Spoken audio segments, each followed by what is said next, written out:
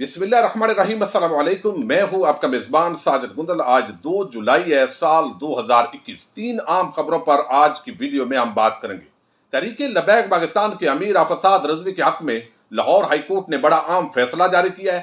उनकी रिहाई कब तक मुतवक्के है? पीपल्स पार्टी का जियाला बदमाश आज जजेस के पांव पड़ गया है।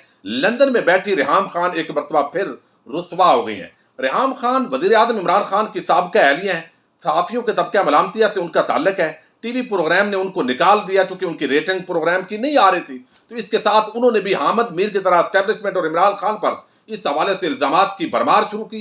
आजकल वो लंदन के अंदर मुकीम है। हुकूमत पाकिस्तान के हवाले से कुछ खबरों ने गर्दिश किया कि रोज वेल्ट होटल जो PIA की मलकियत है उसको हुकूमत पाकिस्तान फरोख्त कर रही है। इस दौरान रेहाम खान ने अपने यूट्यूब चैनल पर कुछ प्रोग्राम किए और उसके अंदर बताया कि हुकूमत पाकिस्तान बेसिकली वजीर आजम इमरान खान के 2 दोस्त यानी जुल्फी बुखारी और अनिल मुशर्रफ को नवाजने के लिए ये सारा काम कर रही है और वो आगे से बंदे भी तलाश कर रहे हैं और उसके अंदर वो कमीशन खाएंगे।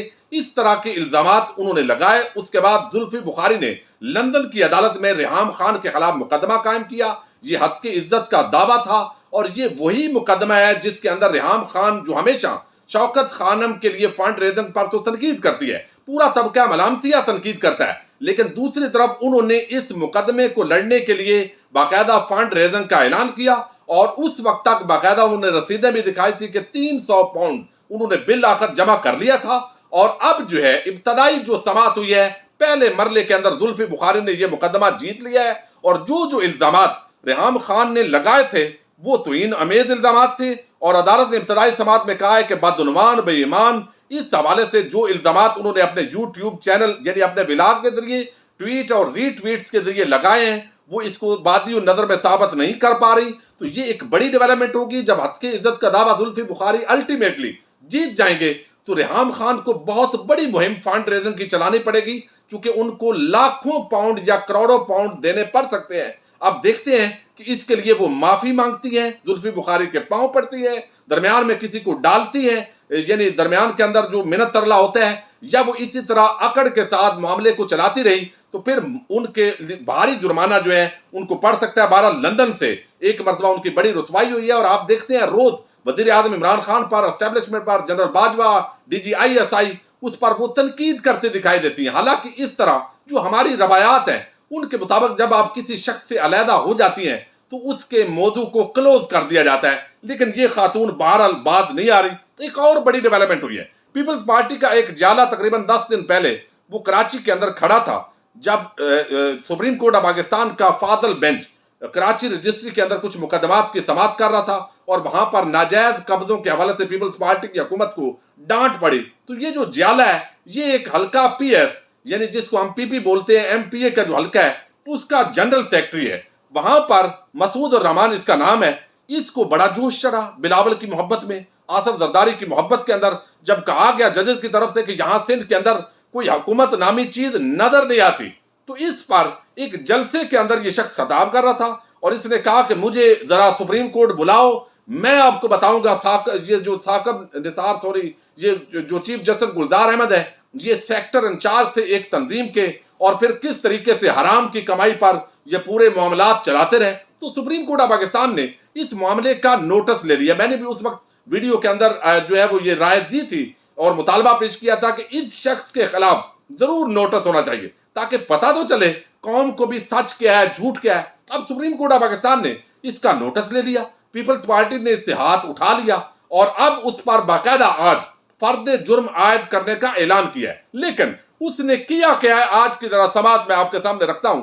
ये जस्टिस उमर अता बंदयाल की सरबराही में 4 रुकनी लार्जर बेंच ने इसकी समात की है। पीपल्स पार्टी के रहनुमा मसूद और रहमान अब्बासी के खिलाफ अदलिया की तौहीन से मुतल्लक केस की ये समात है। दौरान समात मसूद और रहमान ये अब्बासी ने कहा कि वालदा की वफात और घरेलू झगड़ों से परेशान हूं, जिस पर जस्टिस मजार नकवी रिमार्क्स दिए कि जो गुफ्तगू आपने की वो किसको मुतासर करने के लिए थी। FIA खोज लगाए किसके कहने पर तकरीर की गई, सोचे समझे मंसूबे के बगैर ऐसी तकरीर मुमकिन नहीं। जस्टिस उमर अता बंदयाल ने इस्तफसार किया कि क्या आपसे पहले भी किसी ने ऐसी तकरीर की थी। जस्टिस एजाज उल एहसन ने कहा कि आप कह रहे थे कि अदालत बुलाए तो औकात याद दिलाऊंगा, अदालत ने बुला लिया अब हमें औकात याद दिलाओ। तो ये जुमला अदालत ने बोला तो تو اس کو وہ تو چونک گیا، اس کو لگا کہ ویسے مجھے اپریسیشن ملے گی، پیپلز پارٹی پوری میرے پیچھے کھڑی ہوگی. وہ معاملہ تو نہیں، صاحب نے لا تعلقی کا اعلان کر دیا، اوپر سے سپریم کورٹ نے توہین عدالت کی کارروائی کا آغاز کر دیا. تو جس پر مسعود عباسی نے کہا کہ غریب آدمی ہوں. آپ کو نہال ہاشمی تو یاد ہوگا نا، نہال ہاشمی بھی ایسے ہی بڑھ کے ماری کہ ہم ایسے کر دیں گے، ایسے کر دیں گے.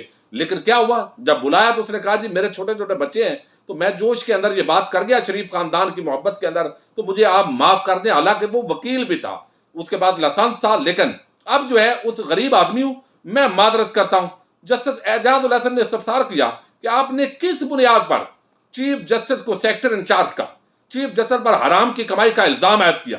مسعود عباسی نے کہا کہ میں آپ کے پاؤں پکڑ کر معافی مانگتا ہوں. یہ ہے جیالہ پن. اپنے اصول پر کھڑے رہو، نہیں تو اپنی اوقات سے زیادہ گفتگو نہ کرو.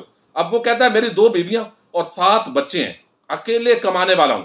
سپریم کورٹ نے آئندہ سماعت پر کہا ہے کہ آپ کی معافی ہم قبول نہیں کریں گے، چونکہ آپ کے جملے سخت تھے. اب فرد جرم کی کارروائی ہوگی اور اس کے مطابق آپ کو سزا ہوگی. اب یہ اس کی معافی قبول نہیں کی گئی جعل بدماش کی. لیکن دوسری طرف آپ دیکھیے ہمارے جو معزز ججز ہیں وہ بڑے معزز ہیں، لیکن ان کی توہین کے اندر چند جملے بولے گئے، انہوں نے ایکشن لیا، اس کو معافی نہیں دی. دوسری طرف حامد میر اور پورا طبقہ ملامتی ہے، باقاعدہ ججز کو گالیاں دی گئی، باقاعدہ جس طریقے سے ان کی بیویوں اور بچوں کا ذکر کیا گیا اور مسلسل کیا جاتا ہے. لیکن جب ان کے حوالے سے کوئی درخواست شہری دائر کرتا ہے تو ہمارے ججز کا یہ رویہ کیوں نہیں ہوتا، یہ بھی دیکھنے والی بات ہے. اس وقت آزادی اظہار رائے اور یہ چیزیں آ جاتی ہیں، اور اس معاملے کے اندر جو ہے وہ آپ نے بہتر کیا قانون کے مطابق، لیکن یہ چیز ضرور دیکھیے گا. اب ایک بڑی خبر آج آئی ہے اور اس کا تعلق تحریک لبیک پاکستان سے ہے. تحریک لبیک پاکستان کے جو امیر ہے آفت سعد رضوی، آپ کو علم ہے جب ہنگامہ آرائی ہوئی تھی اور جو گستاخانہ خاکوں کی اشاعت ہوئی تھی اور فرانس کے حوالے سے کچھ عام ایک معاہدہ ہوا، دوبارہ معاہدہ ہوا حکومت پاکستان سے، اور پھر توڑ پھوڑ ہوئی اور اس کے ساتھ ہی پہلے ہی ان کو گرفتار کر لیا گیا، معاملات خراب ہوئے لاہور کے اندر. پھر مزید ایک جو ہے کچھ جانوں کا ضیاع بھی ہوا اور ہم نے دیکھا ایک عجیب قسم کا انارکی کا ماحول تھا. بہرحال چونکہ وقت سے پہلے ان کو گرفتار کیا گیا اور انہوں نے سارا ملبہ حکومت پر ڈال دیا، لیکن یقیناً اس کی کوئی جسٹیفیکیشن نہیں ہے کہ آپ کی جماعت اس حوالے سے ذمہ داری لینی ہوتی ہے. جب آپ کوئی بھی پروگرام کرتے ہیں اور اس کے اندر شرپسند لوگ بھی داخل ہو جاتے ہیں، یہ چیزیں بھی ہمارے لوگوں نے دیکھنا ہے. لیکن تھانے پر حملہ کرنا، آگے پیچھے، یہ ساری چیزیں ان کے خلاف گئیں. اوپر سے فیٹف کے معاملات تھے تو حکومت نے ان کو نظر بند کیا، اور یہ 90 روز کی نظر بندی تھی جو 10 جولائی کو ختم ہوگی. لیکن آج اس حوالے سے ان کو لاہور ہائی کورٹ کے اندر پیش کیا گیا.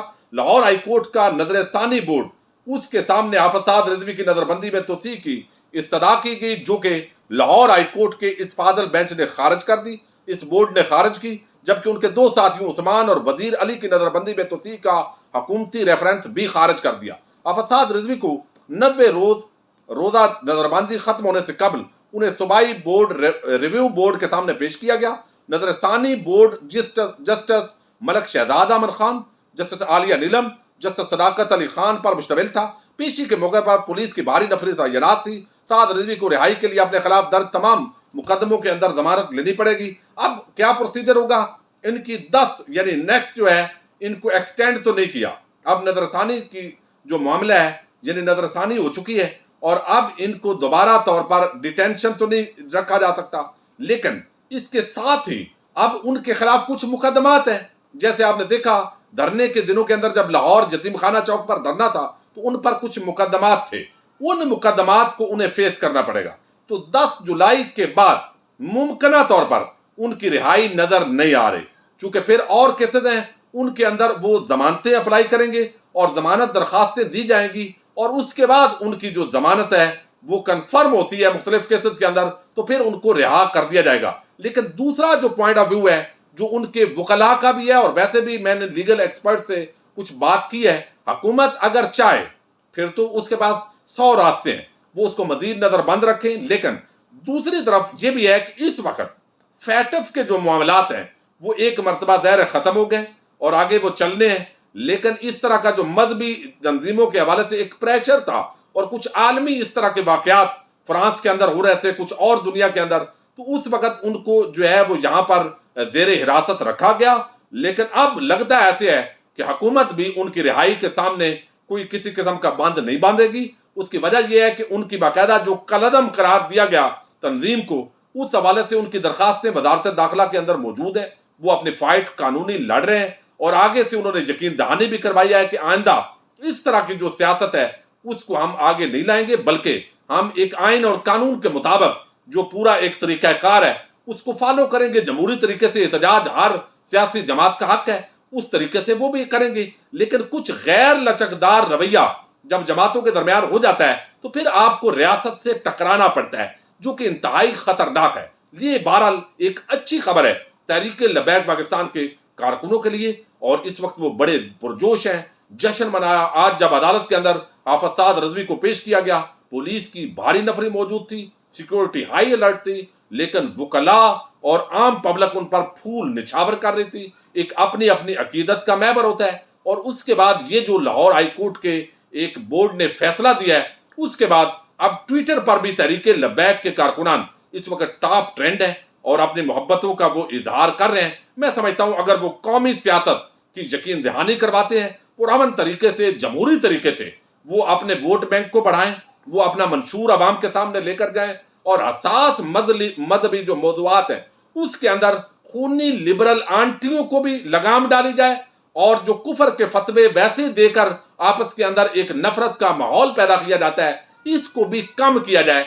और रियासत किसी भी इस तरह की जो इवेंट्स है, खास तौर पर कौमी टेलीविजन चैनल्स पर ऐसे ड्रामे जिनके अंदर मजहब की तज़दीक होती है, जिसके अंदर ऐसे रिलेशंस दिखाए जाते हैं जो इस्लाम के खिलाफ हैं, उस पर कंट्रोल करें ताकि इंतहा पसंदी और शिद्दत पसंदी का दो तरफा खात्मा हो। यानी जो इंतहा पसंदी खूनी लिबरल टोले की तरफ से है और मजहबी जो एक्सट्रीमिस्ट हैं उनकी तरफ से है, वो अगर उसके जो है वो खात्मा होता है तो एक बेहतर पाकिस्तान जो है वो आगे बढ़ेगा। बाकी इख्तलाफ राय हर जमात के अंदर होता है, हर घर के अंदर होता है, दो भाइयों के दरमियान भी होता है। तो मैं समझता हूं कि रियासत पाकिस्तान अब इसकी मुतहम्मल नहीं हो सकती, और जिस तरीके से अफगानिस्तान की पाकिस्तान की सरहद तक तालिबान पहुंचते जा रहे हैं, और आपने देखा जिस तरीके से आपस में गुफ्तगू हुई है, इस पर अलहदा से किसी वीडियो में भी बात करेंगे। अपने मेजबान साजिद गुंदल को नेक्स्ट वीडियो तक के लिए इजाजत दीजिए। अल्लाह हाफिज।